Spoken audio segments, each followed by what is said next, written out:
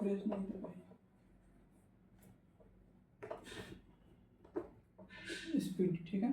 पहला क्वेश्चन है पहला वित्त आयोग का गठन कब किया गया था? ठीक है, तो पहला वित्त आयोग का गठन 1951 में किया गया था, याद रखना। पहला वित्त आयोग का गठन कब किया गया था? 1951। देश आजाद हुआ 1947 में, और पहला वित्त आयोग का गठन, वित्त मतलब पैसा कौड़ी होता है, ठीक है, उसके लिए आयोग 1951 में। भारत के महान्यायवादी की नियुक्ति कौन करता है? ठीक है, तो भारत का जो महान्यायवादी होता है कौन करता है?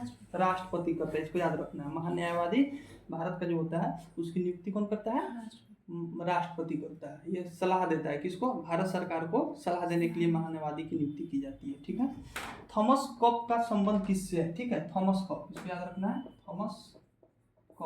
थॉमस कप का संबंध किससे है? बैडमिंटन से। किससे? बैडमिंटन से। थॉमस कप का संबंध किससे है? बैडमिंटन से, ठीक है। अगला क्वेश्चन है, म्यांमार की मुद्रा क्या है? तो म्यांमार की जो मुद्रा है, म्यांमार की मुद्रा क्या है? क्यात है। क्या है म्यांमार की मुद्रा? क्यात। म्यांमार की मुद्रा क्या है? क्यात है, ठीक है। अगला क्वेश्चन है, विश्व व्यापार संगठन की स्थापना किस वर्ष हुई थी? यानी WTO, world trade organisation. Trade मतलब होता है व्यापार करना, ठीक है। विश्व व्यापार संगठन की स्थापना 1985 में हुई थी। कब हुई थी? 1985 में हुई थी, इसको याद रखना। WTO की स्थापना कब हुई थी? 1985 में। और WHO, वर्ल्ड हेल्थ ऑर्गेनाइजेशन की स्थापना 7 अप्रैल को हुआ था। 7 अप्रैल 1945 को हुआ था, 7 अप्रैल। इसीलिए स्वास्थ्य दिवस किस दिन मनाया जाता है? 7 अप्रैल को मनाया जाता है, ठीक है, इसको याद रखना है। अगला क्वेश्चन है, परासर्ग तरंग की आवृत्ति कितनी होती है? ठीक है, तो आवृत्ति जब पढ़ा रहे थे तो बताए थे 0 से 20 हर्ट्ज, ठीक है, 20 हर्ट्ज से 20,000 हर्ट्ज, 20,000 हर्ट्ज और 20,000 हर्ट्ज से ऊपर, ठीक है। तो ये जो होता है अश्रव तरंग इसको बोलते हैं। अश्रव 0 से 20 हर्ट्ज के बीच तरंग को क्या कहते हैं? अश्रव कहते हैं। ये जो तरंग होता है ये बहुत बड़े चीज से निकाला जाता है। जैसे बहुत बड़ा ढोलक है, उसको एकदम जोर से ड्रम को मारे, तो बहुत बड़ा घंटी है, उसको एकदम जोर से बजाए, ठीक है, सन देना ऐसा आवाज गया, उसी को बोलेंगे अश्रव तरंग। वो हम लोग नहीं सुन सकते उसमें कौन सा आवाज आ रहा है, ठीक है।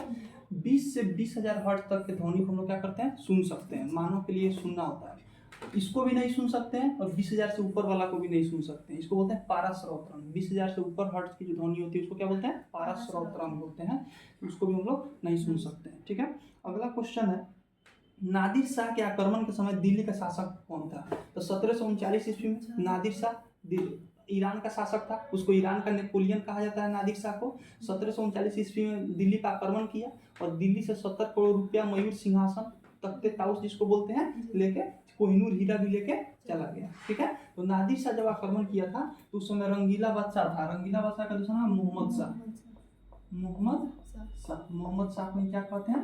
रंगीला बादशाह कहते हैं, ठीक है। तो जिस समय नादिर शाह आक्रमण किया था, कब? 1739 ईस्वी में, ठीक है। इस समय दिल्ली का शासक कौन था? महमूद शाह था, इसको याद रखना है, ठीक है। चलिए अगला क्वेश्चन है, समग्र रूप से भारतीय संविधान कब लागू हुआ था? पूरा तौर से भारतीय संविधान 26 जनवरी 1950 को लागू हुआ था। इसके पहले 26 नवंबर 1949 को भी लागू हुआ था, लेकिन इस समय मात्र 15 गो आर्टिकल लागू किया गया था, ठीक है। पूरे संविधान का 15 आर्टिकल 26 नवंबर 1949 को लागू किया गया था। उसके बाद बतिया लो, भैया भी बिजी है। और 26 जनवरी 1950 को पूरे तरह से संविधान लागू हो गया, इसको याद रखना है, ठीक है। भारत द्वारा भारतीय राज्य नागालैंड की राजभाषा क्या है? नागालैंड की बात करें, नागालैंड की बात करें तो इसकी राजकीय भाषा क्या? अंग्रेजी है। इसकी राजकीय भाषा क्या है? इंग्लिश है, ठीक है, इंग्लिश है। एकमात्र राज्य है नागालैंड जहाँ की जनसंख्या बढ़ने के बजाय क्या हो गई थी? घट गई थी, ठीक है। नकारात्मक जनसंख्या नागालैंड की थी। क्या कथी बोल रहे थे अभी?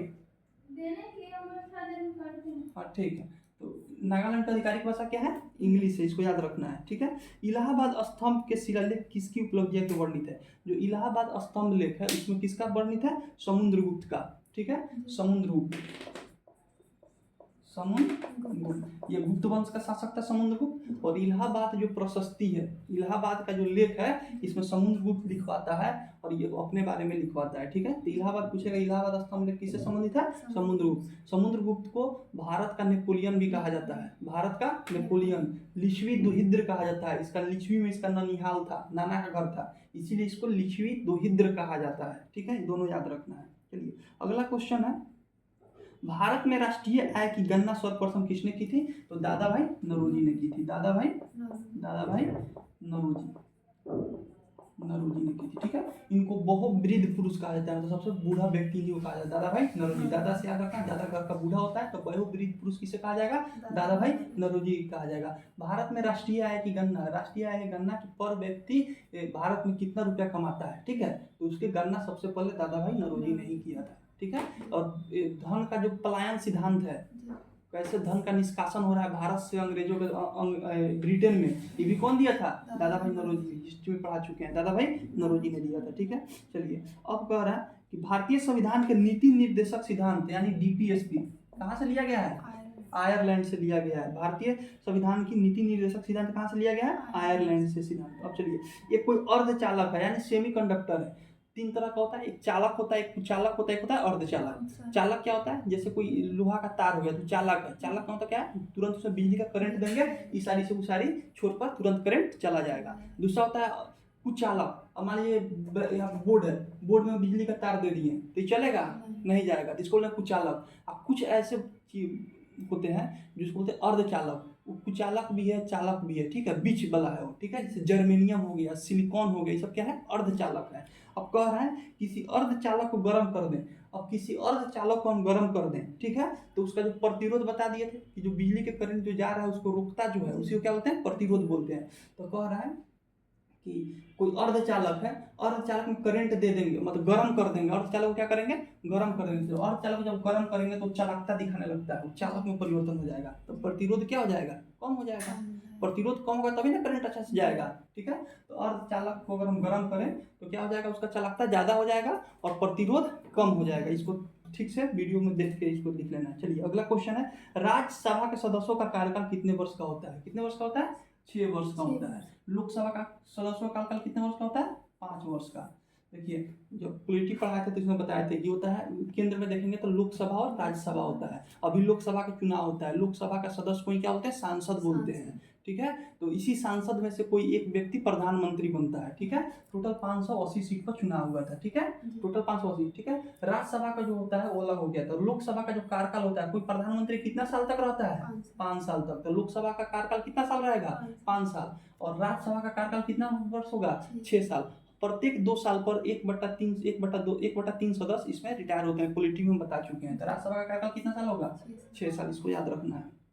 चलिए अगला क्वेश्चन है, भारत में संघ राज्य क्षेत्रों की संख्या यानी यूटी कितना है भारत में? 8 यूटी, 28 राज्य है और 8 यूटी है। यूटी को यूनियन टेरिटरी को हिंदी में बोलते हैं संघ राज्य। ठीक है, जो ऐसा राज्य जिसका जो शासन है संघ यानी केंद्र द्वारा चलाया जा रहा है उसी को बोलेंगे संघ राज्य। वीडियो फ्रेश आ रहा है? चलिए अब अगला क्वेश्चन, लीग ऑफ नेशन की स्थापना किस वर्ष की थी? लीग ऑफ नेशन की स्थापना वुड्रो विलियम्स ने की। जब हिस्ट्री समाप्त कर रहे थे तो उसमें बताए थे हम। ठीक है, लीग ऑफ नेशन की स्थापना कौन किया था? वुड्रो विलियम्स ने किया था। कब किया था? 1920 ईस्वी में किया था। ठीक है, इसको याद रखना है। लीग ऑफ नेशन की स्थापना किसने किया था? वुड्रो विल्सन ने किया था। ठीक है, कब किया था? 1920 ईस्वी में किया था। इसको याद रखना है। भारत के प्रधानमंत्री बनने के लिए अपेक्षित न्यूनतम आयु कितना है? अभी बताए थे, लोकसभा का सदस्य भारत का प्रधानमंत्री बनता है। लोकसभा का चुनाव लड़ने के लिए कम से कम 25 वर्ष उम्र चाहिए। कितना कम उम्र चाहिए प्रधानमंत्री बनने के लिए?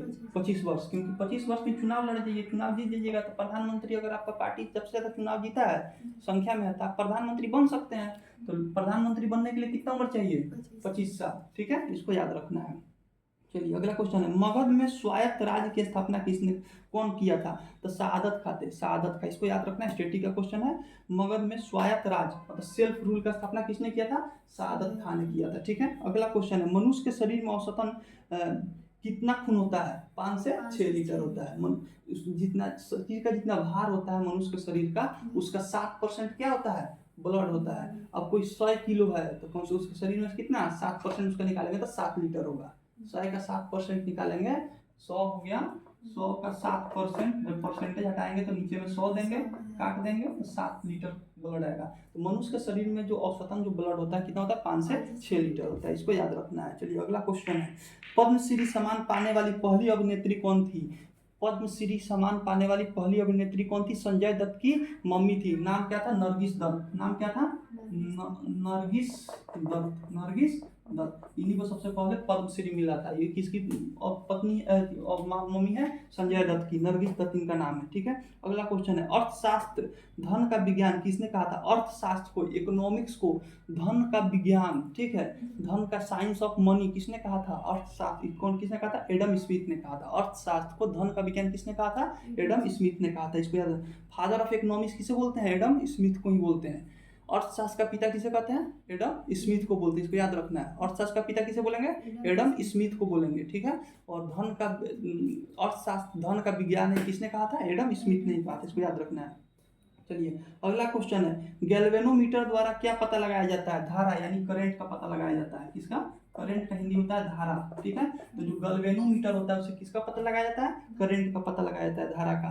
भारत में पहली बहुउद्देशीय परियोजना का निर्माण किस नदी पर हुई थी? दामोदर नदी पे। किस नदी पर?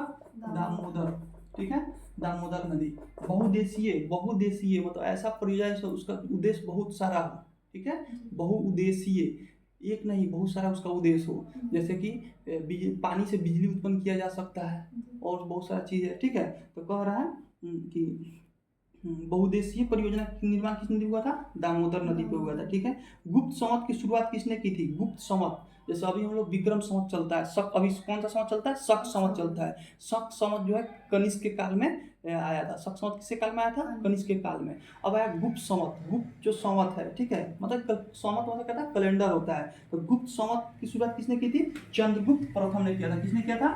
चंद्रगुप्त प्रथम, फर्स्ट, चंद्रगुप्त फर्स्ट। जो गुप्त संवत है इसका शुरुआत किसने किया था? चंद्रगुप्त प्रथम ने। चंद्रगुप्त मौर्य नहीं है, ये गुप्त वंश का शासक है चंद्रगुप्त प्रथम, और मौर्य वंश का शासक है चंद्रगुप्त मौर्य। ठीक है, इसको याद रखना है। गुप्त वंश, गुप्त संवत का संस्थापक कौन किसने चलाया था? चंद्रगुप्त प्रथम ने चलाया था। इसको याद रखना है। महाबलीपुरम के रथ मंदिरों का निर्माण किसने करवाया था? ठीक है, नरसिंहवर्मन प्रथम ने। महाबलीपुरम का जो रथ मंदिर है उसका निर्माण किसने कराया था? नरसिंहवर्मन प्रथम ने। इसको याद रखना है, कंफ्यूजन होता है, प्रथम और द्वितीय में कंफ्यूजन होता है। महाबलीपुरम का रथ मंदिर का निर्माण किसने कराया था? नरसिंहवर्मन प्रथम ने। वीडियो चल रहा है ना? चलिए, प्रकाश तरंग किस प्रकार की तरंग होती है? प्रकाश जो तरंग होती है अनुप्रस्थ तरंग होती है। कैसी होती है? अनुप्रस्थ। अनुप्रस्थ, अनुप्रस्थ तरंग क्या होता है? ऐसा अनुप्रस्थ तरंग, जैसे देखिए तरंग दो तरह का, एक अनुदैर्घ्य हो जाएगा, एक हो जाएगा अनुप्रस्थ। तो अनुदैर्घ्य जो होता है, इसको कंफ्यूजन होता है, अनुदैर्घ्य जो तरंग होता है, ठीक है, उसको जाने के लिए कोई ना कोई मीडियम चाहिए। मीडियम मतलब क्या होगा? जैसे हम लोग बोल रहे हैं, तो बोल रहे हैं तो यहाँ पे अगर पूरा हवा निकाल दिया जाए तो आवाज़ यहाँ से वहाँ तक नहीं जा सकता है। तो जो ध्वनि हो गया, साउंड जो हो गया, वो कैसा तरंग हो जाएगा? अनुदैर्घ्य तरंग हो गया। ध्वनि कैसा तरंग हो जाएगा? अनुदैर्घ्य, क्योंकि उसको जाने के लिए कोई ना कोई मीडियम चाहिए। जैसे दीवार है, जैसे मान लीजिए कोई लोहा का चीज़ है, उसमें मुंह सटा के कुछ बोल दिए तो उस पास सुनाई दे सकता है। तो एक मीडियम, लोहा क्या हो गया? एक मीडियम हो गया। एयर क्या हो गया? एक मीडियम हो गया, जिसमें बोल रहा है तो हवा से जा रहा है। ठीक है, अब दूसरा होता है अनुप्रस्थ तरंग। इसको मीडियम का जरूरत नहीं होता है। जैसे लाइट हो गया, ठीक है, लाइट हो गया, टॉर्च को पूरा हवा निकाल के भी टॉर्च को इससे बारा जाए तो वो जाएगा ही जाएगा, लाइट जाएगा ही जाएगा। तो वही कह रहा है जो प्रकाश होता है कैसी तरंग होती है? अनुप्रस्थ। इसको मीडियम का जरूरत नहीं है। एक जगह से दूसरी जगह जाने के लिए हवा रहे, पानी रहे, इसको जरूरत कुछ नहीं है, बिना मीडियम का ही जा सकता है। इसको क्या बोलेंगे? अनुप्रस्थ तरंग कहेंगे। चलिए अगला क्वेश्चन है, अंतर्राष्ट्रीय मानव अधिकार दिवस, ह्यूमन राइट डे, मानव अधिकार दिवस कब मनाया जाता है? 10 दिसंबर को। कब? 10 दिसंबर को अंतर्राष्ट्रीय ह्यूमन राइट डे, मानव अधिकार दिवस कब मनाया जाता है? 10 दिसंबर को। सूचना का अधिकार अधिनियम किस वर्ष पारित हुआ था? सूचना, राइट टू इन्फॉर्मेशन, आरटीआई जिसको बोलते हैं, आरटीआई। अगर कोई चीज़ का हमको जानकारी नहीं है तो उसको आरटीआई फाइल कर सकते हैं, सरकार उसकी हमको जानकारी देगी। ठीक है, तो आरटीआई सूचना का किस वर्ष का अधिनियम है? 2005 का अधिनियम। इसको बहुत बीबीआई क्वेश्चन है, हर एग्जाम में पूछा हुआ है। आरटीआई सूचना का अधिनियम किस वर्ष का है? 2005 का है। ठीक है, अगला क्वेश्चन है, तांबा किसके द्वारा शुद्ध होता है? ठीक है, तो विद्युत अपघटन से। इसको याद नहीं रखना है। नागा अर्जुन सागर बांध पहले बताए थे। नागा अर्जुन सागर बांध किस नदी पे है? कृष्णा नदी पे है। ठीक है, नागा अर्जुन सागर बांध किस नदी पे है?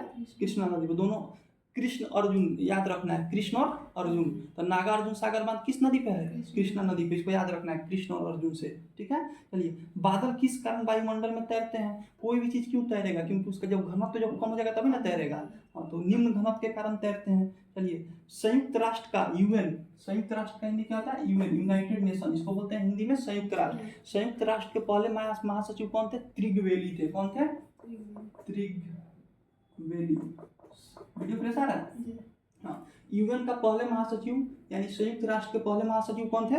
त्रिगवेली थे, इसको याद रखना। कौन थे? त्रिगवेली थे। अगला क्वेश्चन है, शिशु का लिंग किसके गुणसूत्र योगदान पर निर्भर करता है? कि शिशु लड़का होगा या लड़की होगा, किसके? माता के गुणसूत्र या पिता के गुणसूत्र? हाँ, पिता के गुणसूत्र पे, ठीक है। शिशु लड़का होगा लड़की होगा, किसके गुणसूत्र पर निर्भर करेगा? पिता, क्योंकि माता हमेशा एक्स देती है। अब पिता पर निर्भर करता है कि अगर वो एक्स दे दिया तो लड़की हो जाएगी, वाई गुणसूत्र दिया तो लड़का होगा, ठीक है। इसको याद रखना है। चलिए, अगला क्वेश्चन है, ब्रिटिश हाउस ऑफ कॉमन्स में चुने जाने वाले पहले भारतीय कौन थे? ब्रिटिश, जैसे हम लोग के यहाँ लोकसभा राज्यसभा होता है ना, तो ब्रिटेन में हाउस ऑफ कॉमन्स होता है और हाउस ऑफ पब्लिक होता है, ठीक है। दो हाउस होता है, हाउस ऑफ कॉमन और हाउस ऑफ पब्लिक, ठीक है। तो ब्रिटिश हाउस ऑफ कॉमन्स में चुने जाने वाले पहले भारतीय कौन थे? दादा भाई नौरोजी थे, इसको याद रखना है। लूसेंट का क्वेश्चन है, लूसेंट में पढ़ाए हुए हैं हम, ठीक है।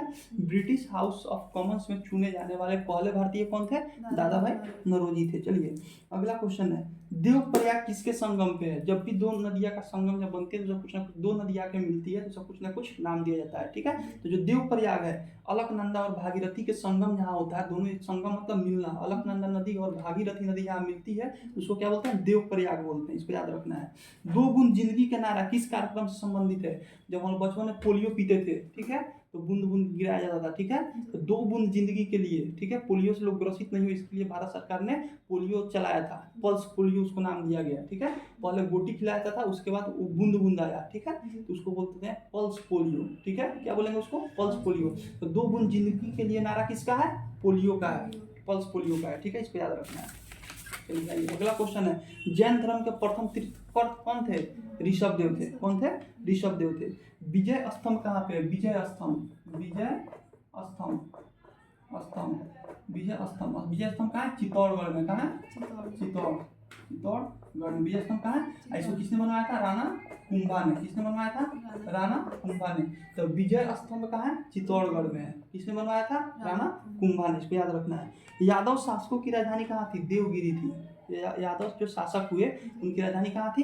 देवगिरी थी, ठीक है। अगला क्वेश्चन है, वृक्षों की आयु किस प्रकार से पता की जा सकती है? तो वृक्ष जैसे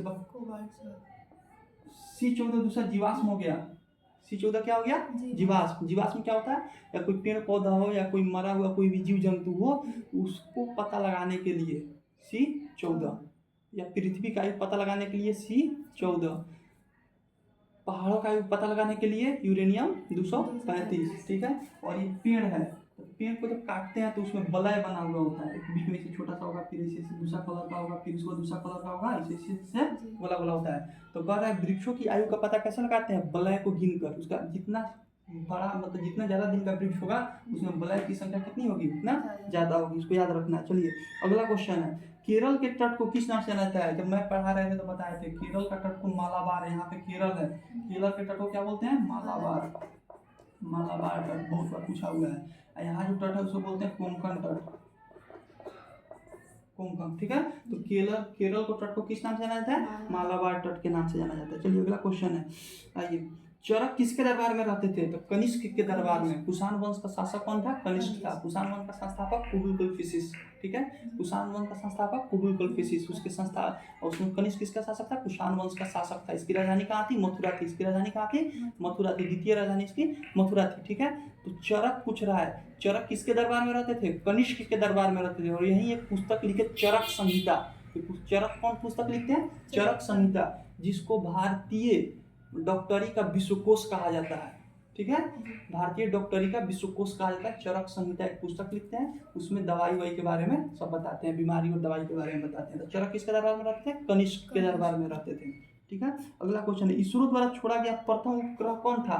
तो प्रथम उपग्रह इसरो भारत की स्पेस एजेंसी का नाम क्या है? ISRO, Indian space research organisation. इसका फुल फॉर्म सुन लीजिए, आई से इंडियन रिसर्च आर से Indian space research organisation, ISRO. ISRO द्वारा छोड़ा गया जो पहला सैटेलाइट था कौन सा था? आर्यभट्ट था। कौन सा सैटेलाइट था? आर्यभट्ट था। आर्यभट्ट भारत के महान वैज्ञानिक हुए, मैथमेटिशियन हुए, उन्हीं के नाम पे पहला छोड़ा गया था सैटेलाइट। इसरो द्वारा छोड़ा गया पहला सैटेलाइट कौन सा था?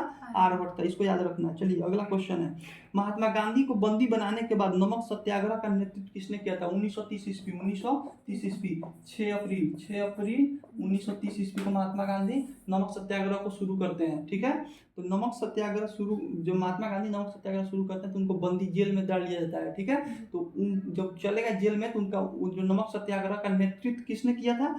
अब्बास तैयब जी ने किया था। किसने किया था? अब्बास तैयब जी ने किया था। इसको याद रखना है। महात्मा गांधी को बंदी बनाने के बाद नमक सत्याग्रह का नेतृत्व किसने किया था? अब्बास तैयब जी ने किया था। चलिए, कांग्रेस के किस अधिवेशन में पहली बार पूर्ण स्वराज की मांग की गई थी? लाहौर अधिवेशन। कौन सा था? लाहौर अधिवेशन था। कांग्रेस के किस अधिवेशन में पहली बार पूर्ण स्वराज की मांग की गई थी? लाहौर अधिवेशन में पूर्ण स्वराज की मांग की गई थी। चलिए अब अगला क्वेश्चन है, अंतिम मुगल शासक कौन था? तो जब 1857 की जब क्रांति देखते हैं उसके बाद कोई मुगल राजा नहीं बना, तो बहादुर शाह जफर द्वितीय, जिनको रंगून भेज दिया गया। ठीक है, तो अंतिम मुगल शासक कौन था? बहादुर शाह जफर सेकेंड। इसको याद रखना है। ठीक है, चलिए अगला क्वेश्चन है, ब्लड के स्कंदन, स्कंदन मतलब है जमना, ब्लड के जमने में क्या मदद करता है? ऑप्शन है आरबीसी, डब्ल्यूबीसी और प्लेटलेट्स। प्लेटलेट्स क्या मदद करेगा? प्लेटलेट्स। याद रखना है, पता है, इतना सोचना नहीं है। ब्लड को जमने में कौन मदद करता है? प्लेटलेट्स। आरबीसी डब्ल्यूबीसी मदद नहीं करता है, प्लेटलेट्स मतलब मदद करता है। चलिए, सांची का महान स्तूप कहाँ पे है? सांची का स्तूप कहाँ है? मध्य प्रदेश। सांची का पहले बताए थे, सांची का महान स्तूप कहाँ है? मध्य प्रदेश। मध्य प्रदेश। किसने बनवाया था? अशोक ने बनवाया था, पहले बताए थे। सांची का जो स्तूप है कहाँ पे है? मध्य प्रदेश में। इसको याद रखना है। किस पैमाने पर फारेनहाइट और सेल्सियस का पाठ्यांक एक कल ही बताए थे, केल्विन, फारेनहाइट और सेल्सियस, तीन चीज में गर्मी को नापते हैं, हीट को नापते हैं। ठीक है, तो कह रहा है किस सेल्सियस पे फारेनहाइट और किस पैमाने पे फारेनहाइट और सेल्सियस का मान बराबर हो जाता है? -40 डिग्री पे। इसको डायरेक्ट याद रखना है। -40 डिग्री पे फारेनहाइट और सेल्सियस का दोनों का मान क्या हो जाएगा? बराबर हो जाएगा। -40। पानी का अधिकतम घनत्व कितने डिग्री टेम्परेचर होता है? 4 डिग्री सेल्सियस होता है। ठीक है, 4 डिग्री भी बताए हुए हैं। मानव का तापमान कितने डिग्री सेल्सियस? सब बताया हुआ है। चलिए अगला क्वेश्चन है, आइए, महात्मा गांधी ने किस गोलमेज सम्मेलन में भाग लिया था? दूसरा। महात्मा गांधी ने टोटल 3 गोलमेज सम्मेलन, 29, 30 और 31, 3 गोलमेज सम्मेलन हुए, 1929, 1930, 1931। महात्मा बी आर अम्बेडकर और तेज बहादुर सप्रू ने तीनों गोलमेज सम्मेलन में भाग लिया और महात्मा गांधी ने दूसरा गोलमेज सम्मेलन में भाग लिया। ठीक है, गोलमेज सम्मेलन कहाँ हुआ था? लंदन में हुआ था। इसको राउंड टेबल समिट इंग्लिश में बोलते हैं। ठीक है, अगला क्वेश्चन है, नालंदा विश्वविद्यालय की स्थापना किसने की थी? कुमार गुप्त ने की थी। नालंदा विश्वविद्यालय की स्थापना किसने किया था? कुमार गुप्त ने किया था। चलिए अगला क्वेश्चन है, चलिए, राज्यसभा लोकसभा का सदस्य कितना साल? 25 साल। राज्यसभा का सदस्य कितना साल? 30 साल। राज्यसभा का सदस्य बनने के लिए आपको कम से कम कितना उम्र चाहिए? 30 साल। लोकसभा का चुनाव लड़ना चाहते हैं तो कितना उम्र चाहिए? 25 साल। राज्यसभा का चुनाव लड़ना चाहते हैं तो कितना उम्र चाहिए? 30 साल। इसको याद रखना है। चलिए चलिए अगला क्वेश्चन है, चलिए, संयुक्त राष्ट्र जो संघ होता है, यूएनओ होता है, यूएनओ का सदस्य किसके द्वारा चुना जाता है? तो यूएन का महासभा जो होता है उसी में जो सदस्य होते हैं वही यूएनओ का सदस्य चुनते हैं। चलिए अगला क्वेश्चन है, वीडियो फ्रेश आ रहा है ना?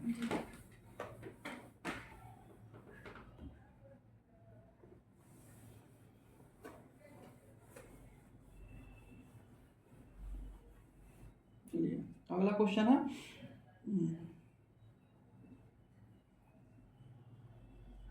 चलिए, भारत में सिविल सेवा में चुने जाने वाले पहले भारतीय कौन थे? मतलब सिविल सेवा में चुने जाने वाले पहले भारतीय कौन थे बताए हुए? सत्येंद्रनाथ टैगोर। सत्येंद्रनाथ टैगोर।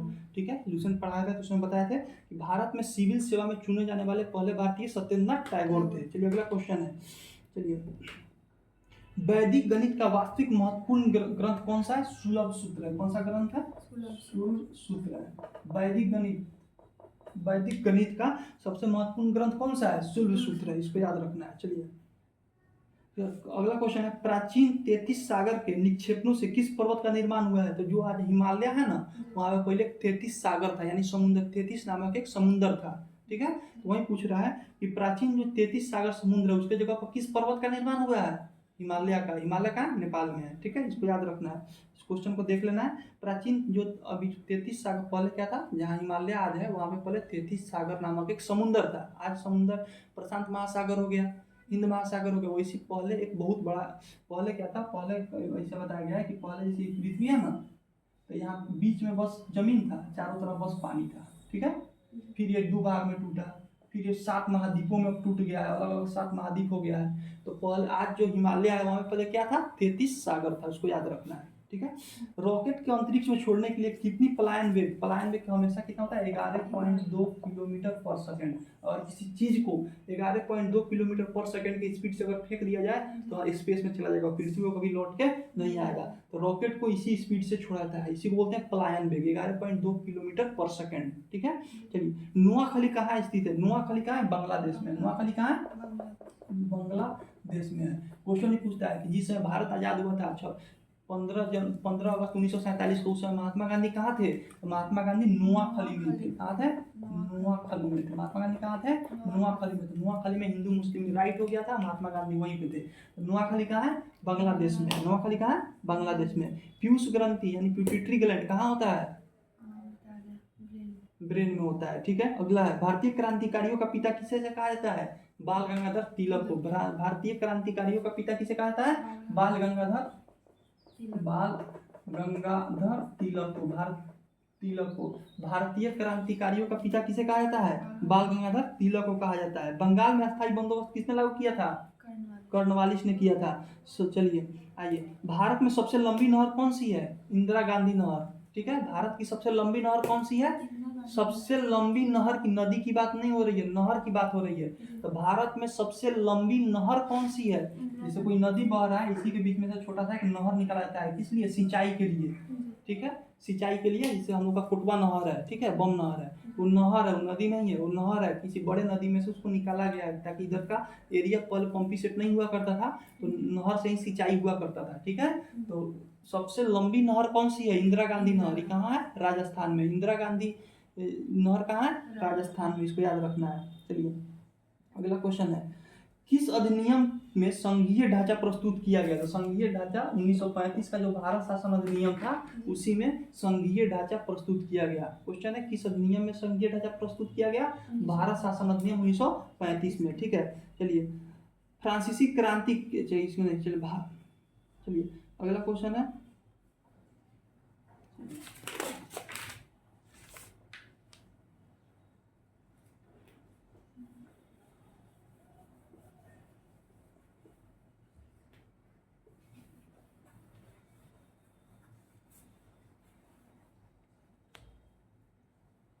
हाइड्रोजन अणु में कौन सा अबंध होता है? सहसंयोजक बंध होता है। हाइड्रोजन अणु में कौन सा होता है? सहसंयोजक बंध होता है। पहले हम केमिस्ट्री में बता चुके हैं। हाइड्रोजन एक बार रिवीजन किया जाएगा तो आ जाएगा याद, ठीक है। हाइड्रोजन में कौन सा बंध होता है? सहसंयोजक बंध। चलिए अगला क्वेश्चन है, प्लास्टर ऑफ पेरिस किससे बनाया जाता है?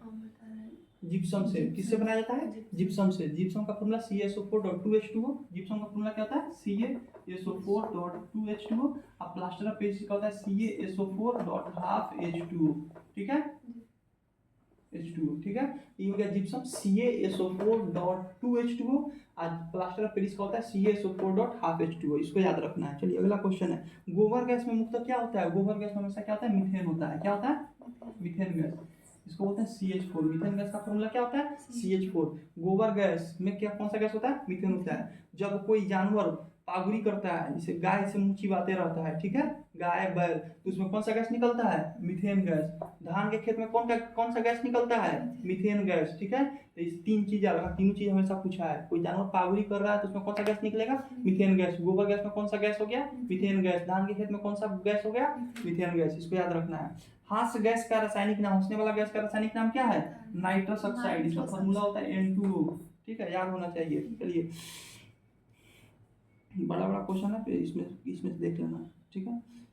मानव आँख की रेटिना पर जो प्रतिबिंब, हम किसी चीज को देखते हैं तो उसको हमारे, उसका जो छवि है हमारे रेटिना बनता है, रेटिना से हमारे दिमाग में जाता है, फिर दिमाग हमको याद दिलाता है कौन है, इसका नाम क्या है, ठीक है। तो जो मानव ने रेटिना पर जो किसी का छवि बनता है, चित्र बनता है, वो कैसा होता है? एक तो होगा वास्तविक होता है, वास्तविक यानी रियल होता है, ठीक है, जो जैसा रहेगा वैसी दिखाई देगा वास्तविक। और उल्टा होता है, क्या होता है? उल्टा। और कोई वस्तु हमारे सामने ऐसे है तो हमको उसका सर नीचे और ऊपर हम लोग को रेटिना को उसका फिगर बनेगा, ठीक है, लेकिन दिमाग उसको फिर से कन्वर्ट करके उसको सीधा कर देता है, ठीक है। तो पूछ रहा है मानव का जो रेटिना है उसका कैसा इमेज बनता है, तो वास्तविक बनेगा और उल्टा बनेगा, वास्तविक बनेगा और उल्टा बनेगा। चलिए आइए,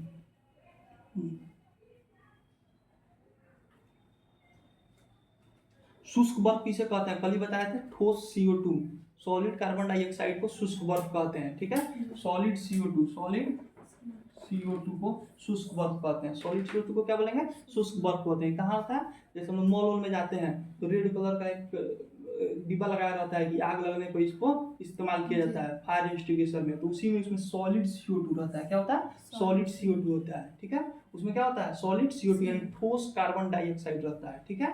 ठोस कार्बन डाइऑक्साइड रहता है, ठीक है। तो इसी को क्या बोलते हैं? ठोस कार्बन डाइऑक्साइड को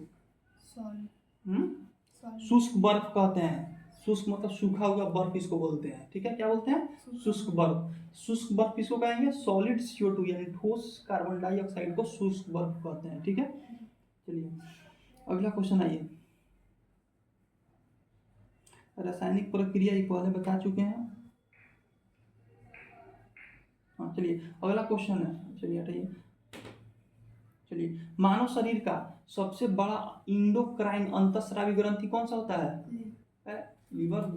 अंतःस्रावी थोड़ी होता है, कौन सा होता है? थायराइड होता है, ठीक है। हाँ थायराइड होता है। और एक्सोक्राइन कौन हो जाएगा? लीवर हो जाएगा, ठीक है। इसको याद रखना है। चलिए रेडियम किससे, जो रेडियम होता है, जैसे बचपन में हम लोग एक बांध के रखते थे अपने हाथ पे, नहीं धागा नहीं, वो आता था 10 रुपये में जो रात में चमकता था, ठीक है।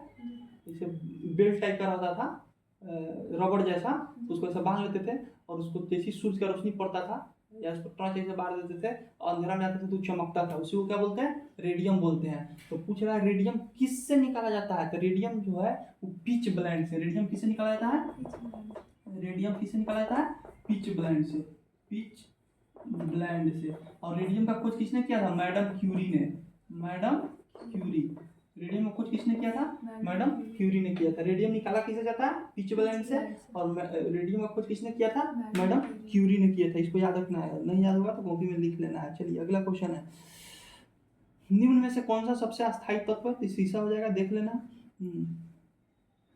चलिए सिरका, जो सिरका होता है उसका व्यापारिक नाम क्या है? एसेटिक अम्ल होता है। हाँ सिरका के बारे में एसेटिक अम्ल पहले बता चुके हैं, CH3COOH सिरका का रासायनिक सूत्र यही होता है। एसेटिक अम्ल का, एसेटिक एसिड का रासायनिक सूत्र यही होता है, सिरका को एसेटिक अम्ल कहते हैं, ठीक है।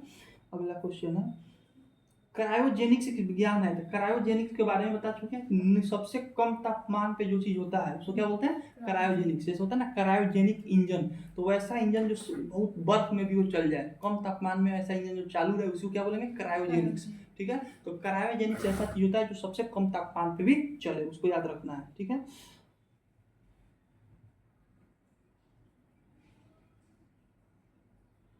चलिए प्रकाश की न्यूनतम गति कहाँ होगी? तो सबसे अधिक गति निर्वात में होगा, जहाँ हवा नहीं है। उसके बाद उससे थोड़ा सा कम हवा में होगा, उससे थोड़ा सा कम पानी में होगा, उससे थोड़ा सा कम कांच में होगा। और दीवार दे देंगे तो प्रकाश इस पास उस पर जाएगा नहीं करेगा, ठीक है। तो इसको याद रखना है। विटामिन ई विशेष रूप से किसके लिए? विटामिन ई का प्रयोग कहाँ किया जाता है? तो विटामिन ए लिंग ग्रंथियों के समान क्रिया में, ठीक है। इसको याद रखना है। चलिए अगला क्वेश्चन है, प्यास। प्यास जो लगता है हम लोग को, उसका केंद्र कौन सा है? तो कल ही बताए थे हाइपोथैलेमस। भूख, प्यार, प्यास, गर्मी सबके लिए कौन जिम्मेवार है? हाइपोथैलेमस। जब बायोलॉजी पढ़ाए थे तो उसमें हम ब्रेन चैप्टर पढ़ाए थे, उसी में बताए थे इसको, हाइपोथैलेमस। चलिए मर्मार्मस रोग में शरीर का कौन सा अंग प्रभावित होता है? तो मर्मार्मस रोग में मसल्स यानी जो मांसपेशी होता है, इसको याद रखना है। मर्मार्मस रोग में मांसपेशियां क्या होती है? ढीला हो जाती है, ठीक है। मर्मार्मस रोग में मांसपेशी, म से मर्मार्मस, म से मांसपेशी क्या होता है? ढीला हो जाता है। तो कौन सा इस चीज को प्रभावित करेगा? मांसपेशी को। चलिए क्वासिकोर किसकी कमी के कारण होता है? प्रोटीन की कमी के कारण क्या हो जाएगा? क्वासिकोर हो जाएगा। इसमें क्या होता है? पैर और पतला हो जाएगा, पेट बाहर निकल जाएगा, इसको कुपोषित इसी को बोलते हैं। तो क्वासिकोर रोग किसके कमी के कारण होता है? प्रोटीन को। इसलिए कहता है कि जब बच्चा छोटा हो तो 14 साल तक उसको दाल जरूर खिलाएं, ठीक है। चलिए अगला क्वेश्चन है, पोलियो किसके द्वारा होता है? तो पोलियो वायरस के द्वारा होता है। किसके कारण होता है? विषाणु यानी वायरस के कारण होता है। पोलियो वायरस नाम याद रखना, ठीक है। चलिए अगला क्वेश्चन है, समस्थानिक बता चुके हैं। किस रंग का वेवलेंथ यानी तरंग धर सबसे अधिक होता है? तो लाल रंग का सबसे अधिक होता है। सबसे कम किसका होता है? जिसका तरंग धर ज्यादा होगा वो मुड़ेगा नहीं, ठीक है, और उसका लाइट दूर तक जाएगा, ठीक है। तो जब सूर्य के प्रकाश में 7 रंग होता है, सबसे कम तरंग धर किसका होता है? बैगनी का होता है। तो इसीलिए बैगनी तुरंत बिखर जाता है, इसलिए हमको आकाश हम लोग को नीला दिखाई देता है, ठीक है। लाल रंग का तरंग धर सबसे अधिक होता है, इसीलिए गाड़ी के पीछे जो लगा रहता है रेड कलर का लगा रहता है कि कितना भी दूर रहे आपको दिखाई दे देगा कि आगे गाड़ी है, ठीक है। सबसे अधिक तरंगधर किसका होता है? लाल रंग का। सबसे कम तरंगधर किसका होता है? बैगनी का, ठीक है। अगला क्वेश्चन है, इंसुलिन एक हार्मोन है जिस कहाँ स्रावित होता है? तो इंसुलिन कहाँ, लीवर से नहीं होता है। इंसुलिन कहाँ से होगा? इंसुलिन की बात करें तो लेंगर हंस की बीटा कोशिका से होता है, इसको याद रखना है। इंसुलिन के कारण ही मधुमेह यानी डायबिटीज होता है, लोग को चीनी का बीमारी होता है। इंसुलिन की अगर कमी हो जाए तो क्या हो जाएगा? चीनी की बीमारी हो जाएगा, ठीक है। इंसुलिन कहाँ से स्रावित होगा? लेंगर हैंस की बीटा कोशिका से होगा, ठीक है, इसको याद रखना है। चलिए, कह रहा है ट्यूबलाइट जो है हमारे बल्ब में कौन सा गैस भरा होता है? आर्गन। बल्ब में, तो अभी बल्ब हम जला रहे हैं तो कौन सा गैस भरा होता है? Argon gas. इसका फिलामेंट किससे बना होता है? टंगस्टन का। इसका फिलामेंट किससे बना होता है? टंगस्टन का, याद रखना है। बल्ब का फिलामेंट किससे बना होता है? टंगस्टन का। कौन सा गैस भरा रहता है? आर्गन। अब कह रहा है कि जो हम लोग वेपर बल्ब हम लोग यूज करते हैं, बड़ा सा बल्ब होता है ना, लंबा सा व्हाइट कलर का, तो उसमें कौन सा गैस भरा रहता है? एक तो जिसको मर्क्यूरी मर नहीं बोलता, शादी ब्याह में मर्क्यूरी लगा रहता है, ठीक है। तो मर्क्यूरी में कौन सा गैस भरा था? एक तो आर्गन प्लस मर्क्यूरी का वाष्प, ठीक है। Hg जो होता है, Hg मर्क्यूरी का सिंबल क्या होता है? Hg होता है। तो इसका जो वेपर होता है ना, वेपर, इसका वाष्प, उसको प्लस आर्गन को भरा रहता है, ठीक है। तो मर्क्यूरी में कौन सा गैस भराएगा? आर्गन प्लस मर्क्यूरी का वाष्प भरा रहता है, ठीक है, इसको याद रखते हैं। चलिए अब आइए, फलों के रस को सुरक्षित रखने के लिए किसका प्रयोग किया जाता है? जब बायोलॉजी पढ़ा रहे थे तो बताए थे तो केमिस्ट्री में कि फल का रस या कोई भी चीज को सुरक्षित रखने के लिए, कि सड़े गले नहीं, सोडियम बेंजोएट का प्रयोग किया जाता है, बताए थे। हाँ, कोई भी चीज को सुरक्षित रखने के लिए, जैसे खाना है उसको सुरक्षित रखने के लिए किसका प्रयोग करेंगे? सोडियम बेंजोएट का। और जो चिप्स का जो पैकेट होता है उसमें कौन सा गैस भरा रहता है? नाइट्रोजन। कौन सा गैस भरा रहता है? चिप्स के पैकेट में नाइट्रोजन। बैलून में कौन सा गैस भरा रहता है? हीलियम। बैलून में कौन सा गैस भरा रहता है? हीलियम भरा जाता है, ठीक है। बैलून में कौन सा? हीलियम, इसको याद रखना है। जो टायर होता है, हवाई जहाज का जो टायर होता है उसमें कौन सा गैस भरा जाता है? हीलियम भरा जाता है। कहीं कहीं हाइड्रोजन भी भरा जाता है, ठीक है। हीलियम हाइड्रोजन दोनों होता है, ठीक है, तो याद रखना है। क्वेश्चन क्या था?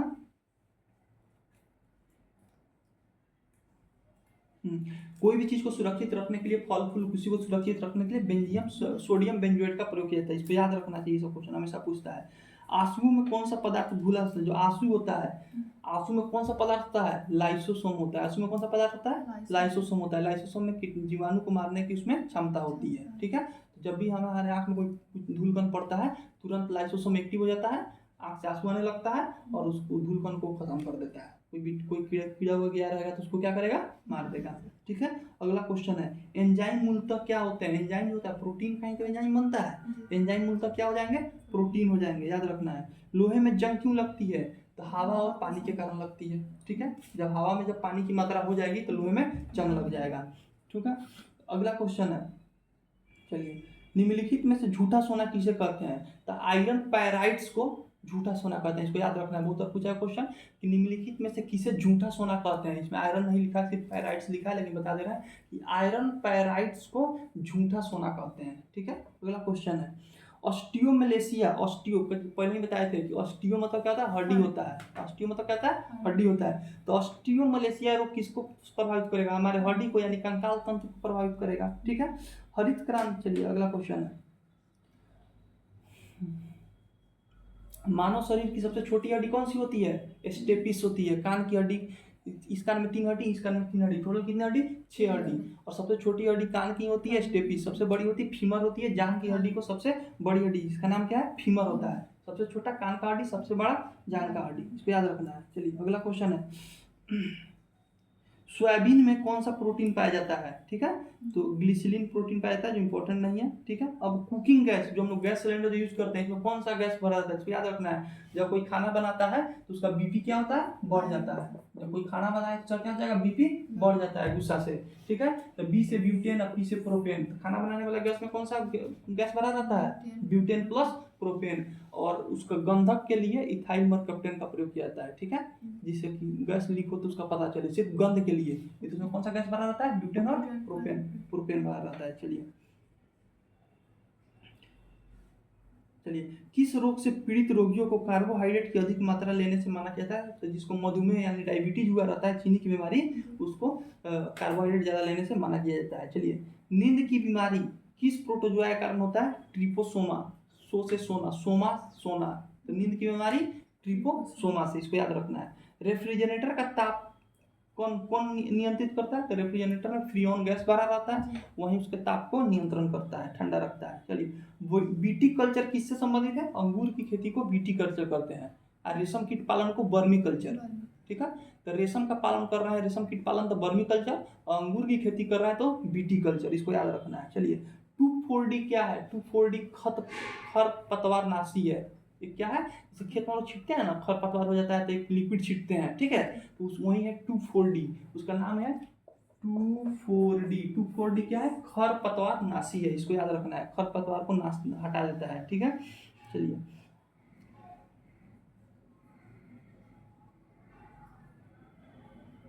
चलिए गुलाब से इत्र निकालने की पहली बार जो इत्र का आविष्कार किसने किया था, अस्मत बेगम ने किया था। इत्र का आविष्कार अस्मत बेगम ने। मछलियों के यकृत में के तेल में कौन सा विटामिन पाया जाता है, विटामिन ए, कल ही बताए थे। मछली का जो लीवर होता है उसके तेल में कौन सा विटामिन पाया जाएगा, विटामिन ए पाया जाता है, ठीक है। चलिए धातु में कह रहा है, धातु के तार में विद्युत धारा का प्रवाह किसके कारण होती है, कोई तार है उसमें विद्युत धारा, इलेक्ट्रिक करंट, क्यों, क्योंकि इलेक्ट्रॉन उसमें आता जाता रहता है, कल ही बताया था, इलेक्ट्रॉन बाहर आता जाता रहता है, ठीक है, तो इलेक्ट्रॉन के कारण, ठीक है। लोहे के चादर, कोई लोहा है, चाह रहा है कि जैसे लोहा को थोड़ा देर रख देंगे बारिश में तो क्या हो जाएगा, वो लाल हो जाएगा, कोरिजन हो जाएगा, ठीक है, यानी उसमें जंग लग जाएगा। तो जंग से बचाने के लिए लोहे पर किसका ऊपर से चादर चढ़ाया जाता है, जस्ता का, यानी जिंक का लेप ऊपर, लोहा का ये छड़ है, इस पर जिंक का लेप चढ़ा दे तो वो खराब नहीं होगा, ठीक है, इसको याद रखना है, बहुत पूछा हुआ है जिंक, ठीक है। तो लोहे के चादर पर गैल्वेनाइज करने के लिए उसे किस गोल का में डुबाया जाता है, जस्ता में डुबाया जाता है। चलो बंद करो वीडियो, 5 मिनट का हुआ वीडियो।